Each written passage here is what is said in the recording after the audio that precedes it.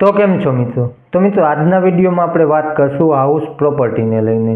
તેમાં ટેક્સના રૂલ બદલાઈ ગયા છે 2025ની અંદર, અને એક સારી વાત એ છે કે જે લોકોને ભાડાની આવક હોય તેના માટે ગવર્મેન્ટે થોડાક બેનિફિટ આપ્યા છે, એ આપણે આજના વિડીયોમાં ચર્ચા કરશું. તો તમે કોઈ પણ પ્રોપર્ટી ભાડે આપી હોય તો તેની આવક ટેક્સેબલ ગણાય હાઉસ પ્રોપર્ટીની અંદર. અને આની અંદર 3 કોન્સેપ્ટ હોય છે. તો તેમાં પહેલું છે સેલ્ફ ઓક્યુપાઈડ, એટલે કે તમે જે પ્રોપર્ટી પોતાના માટે યુઝ કરતા હોય. અને બીજું હોય છે લેટ આઉટ, એટલે કે તમે તે પ્રોપર્ટી ભાડે આપેલી છે. અને ત્રીજું છે ડિમન લેટ આઉટ, એટલે કે તમારી પાસે જો 2થી વધારે કોઈ પણ પ્રોપર્ટી હોય તો તે તમે ભાડે જ આપેલી છે એવું માનવામાં આવે.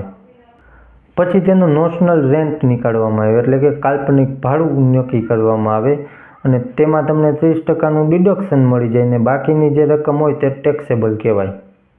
તો અત્યાર સુધી એવું હતું કે જો તમારી પાસે 1થી વધારે પ્રોપર્ટી છે તો એકને તો તમે પોતે યુઝ કરતા જશો ને બીજી ખાલી પડી હોય, તો આવા કેસમાં એક પ્રોપર્ટીને તો ગવર્મેન્ટ માને જ છે કે તમે પોતે યુઝ કરો છો, પણ બીજીને પણ જો તમારે દેખાડવું હોય કે તમે પોતે જ યુઝ કરો છો અથવા તો ખાલી પડી છે, તો આવા કેસમાં ગવર્મેન્ટની કન્ડિશન છે સેક્શન 23ની અંદર.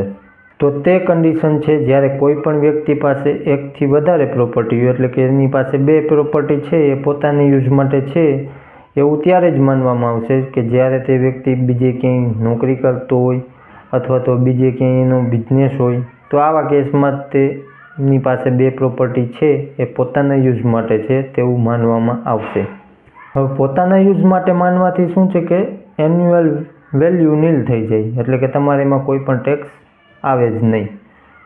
હવે ગવર્મેન્ટે આને સિમ્પલ કરી દીધું છે બજેટ પછી, કે તમે 2 પ્રોપર્ટીને પોતાની યુઝ માટે બતાવી શકો. બાકી જો 2થી વધારે પ્રોપર્ટી હોય તો ડિમન લેટ આઉટ માનવામાં આવે, એટલે કે તમારે તે બધી જ પ્રોપર્ટીઓ રેન્ટ ઉપર આપેલી છે તેવું માનવામાં આવે. એટલે કે એમાં તમારે જે આપણે આ કાલ્પનિક ભાડું એક નક્કી કરવામાં આવે તેમાં તમને 30% ડિડક્શન પણ મળે, અને બાકીની રકમ હોય એ ટેક્સેબલ ગણાય.